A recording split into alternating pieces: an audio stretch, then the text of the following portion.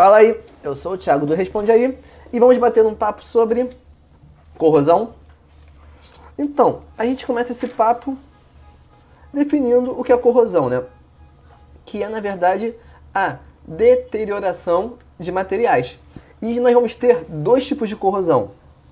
A corrosão química e a corrosão eletroquímica. Na corrosão química, quem vai sofrer a corrosão química, no caso, são materiais não metálicos. Já os materiais metálicos vão sofrer uma corrosão eletroquímica, eles vão sofrer uma reação de oxirredução. E quem vai sofrer essa corrosão? Quais metais vão sofrer essa corrosão? O processo de corrosão ele é um processo oxidativo. Então, para a gente ver quem vai ser corroído, a gente tem que avaliar o quê? Os potenciais de redução. Lembrando da nossa aula de redox, nós temos o quê? Que quanto maior o potencial de redução, aqui como a prata aqui tem o maior potencial de redução dessas reações aqui, mais fácil essa prata vai ser reduzida. E quanto menor o potencial de redução, no caso aqui é o alumínio, mais fácil essa substância vai ser oxidada. Então, quanto menor o potencial de redução, mais fácil a sua oxidação. Também podemos dizer o contrário, né? Que quem tiver maior potencial de redução vai sofrer uma corrosão mais difícil.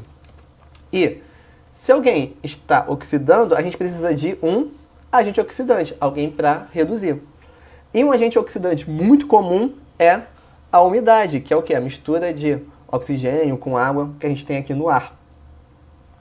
E o potencial de redução dessa reação é mais 1,23 volts, ou seja, ele tem um potencial de redução bem alto. Quando a gente compara esse valor com os metais, nós vemos o quê? Que a umidade do ar é um agente muito oxidante frente aos metais. Ela é capaz de oxidar todos esses metais aqui. Prata, cobre, ferro, zinco e alumínio. E tá, e se tudo está exposto ao ar, como é que a gente vai proteger esses materiais da redução? Da redução não, da corrosão, né? Como proteger o metal da corrosão? Para isso eu vou dar alguns exemplos. O primeiro caso são as pilhas de metais diferentes. Nesse exemplo aqui eu tenho uma placa de cobre, que é esse laranjinha, com pregos de ferro. Ou seja, a gente tem dois metais diferentes. Um pode oxidar e o outro pode reduzir. Para a gente saber isso, a gente tem que olhar, novamente, os nossos potenciais de redução. E aqui nós temos que o cobre tem um potencial de redução maior do que o do ferro. Ou seja, o ferro ele facilmente é oxidado pelo cobre. Então, ele vai transferir os elétrons dele para o cobre ao longo do tempo. Quando ele faz isso, ele está sofrendo corrosão, ele está oxidando, está sofrendo corrosão. E como a gente pode proteger isso, evitar isso? Que é usando tintas em volta do prego, borracha ou outro isolante elétrico para evitar o contato máximo desse prego de ferro com o cobre, porque pouco a pouco o ferro vai se oxidando. Além disso, um outro exemplo de pilhas de metais diferentes, nós temos que falar dos metais de sacrifício. E quando a gente tem isso? Aqui eu botei uma embarcação e nós temos que o casco do navio, ele está sempre o quê? Em contato com a água, que tem oxigênio, que é um meio extremamente oxidante. Como a gente pode então proteger o casco desse navio da corrosão com a água? Finge que o casco desse navio é feito de ferro, que tem esse potencial aqui de redução. Se eu coloco placas de zinco, que é um metal com potencial de redução menor do que o ferro, vamos botar aqui placas de zinco, Zn, nós temos o quê? Que o zinco ele vai se oxidar preferencialmente ao ferro, porque ele tem maior potencial de oxidação. Então, nesse caso, o zinco é um metal de sacrifício. Então, uma outra forma de proteger o metal é colocando um metal que oxide mais fácil do que o que você quer proteger. Seguindo aqui para mais um caso que é pilhas de metais iguais, que são aquelas pilhas de concentração. Que a gente vai conseguir ver quem vai oxidar e quem vai reduzir através da aeração diferencial.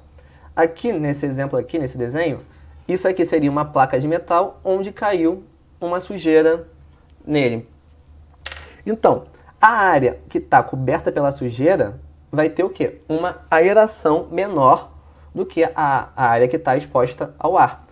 Quando a gente tem uma aeração menor aqui, a gente tem uma diferença de oxigênio. E nós temos que a área menos aerada vai ser uma região anódica.